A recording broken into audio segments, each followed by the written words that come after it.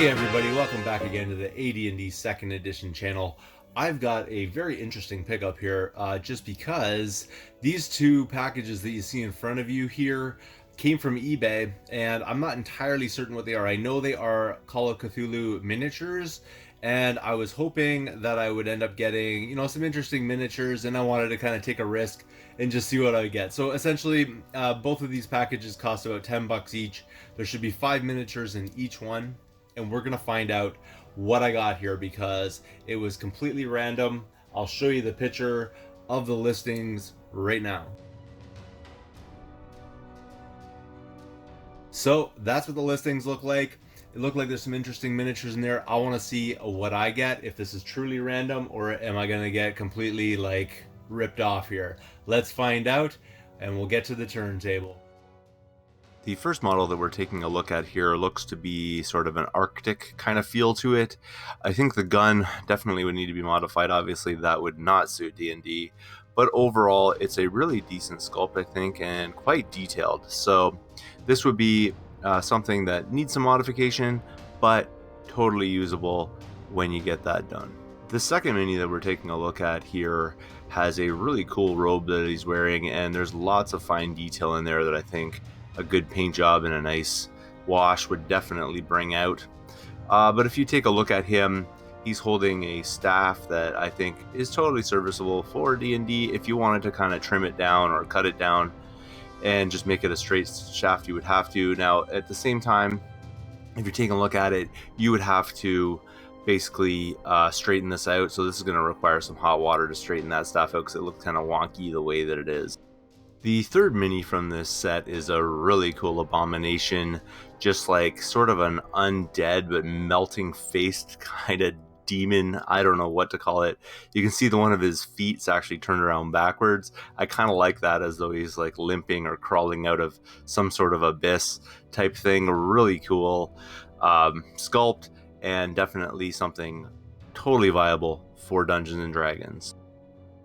This mini here, I have no way of even knowing exactly what this is. I've never played Call of Cthulhu, so I have no idea what this would be called. But again, it's just like that abomination, kind of like the gray abomination that you saw previous to this, but really cool. Maybe like a mummy that's kind of like, I don't know, coming from the ground or something, because there's just a lot of like chaotic sculpting on that, but lots of detail and definitely usable in D&D.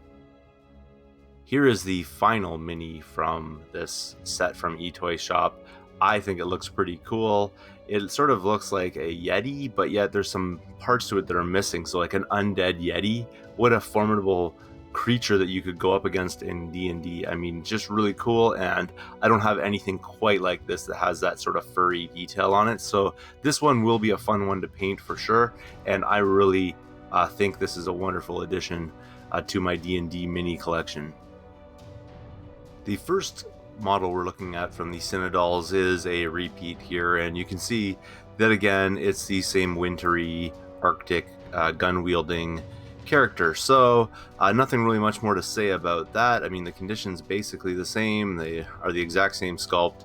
Again, you modify that gun, you're going to get something interesting. Kind of disappointing to get a double, but that's where we're starting here. The next mini from sinodolls here definitely shows that I'm getting a lot of doubles, so I'm starting to wonder if this is even that random. But you can see again a nice cleric style situation here, or perhaps a mage of some sort, although there is something that appears to be a sword on the front of them, so I'm not sure if that totally would fit a mage type situation. But again, you'd have to put this in hot water, straighten out the staff. Starting to get a little bit worried though. I'm getting a lot of doubles, so I'm wondering how random this really is.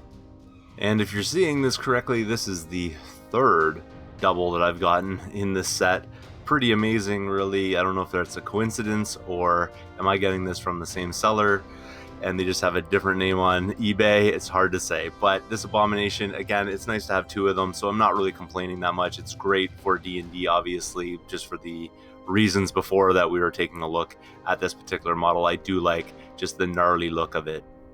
Okay, we're finally seeing some variation here, which is not a repeat. This is some sort of like undead related cleric, just because I see that skull up in his hands there. So pretty cool.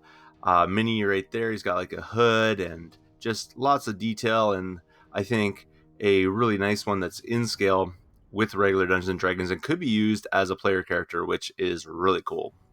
And the very final mini that we're looking at from sinodolls here is some sort of mage of some kind, but this mini is particularly gigantic. I mean, it is quite huge, and in relation to a regular D&D mini, I think it's probably about double in size. So I don't know really what the usefulness of that might be, although I'm sure there is a race that's sort of double human size.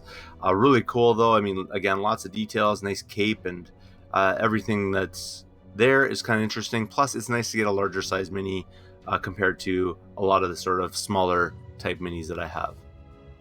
So basically, to summarize here, I've got the two minis that are different from the etoyshop. As you can see, really cool creatures that you could use definitely for Dungeons and Dragons. So I'm pretty happy with those two. And here's the last comparison that we're taking a look at. These two miniatures are from the sinodolls set, if you're not aware, and these are just the two that were a little bit different from the duplicates that were in the other sets. So I'm really digging the priest sort of holding up the skull. That's what I'm basically going to call him.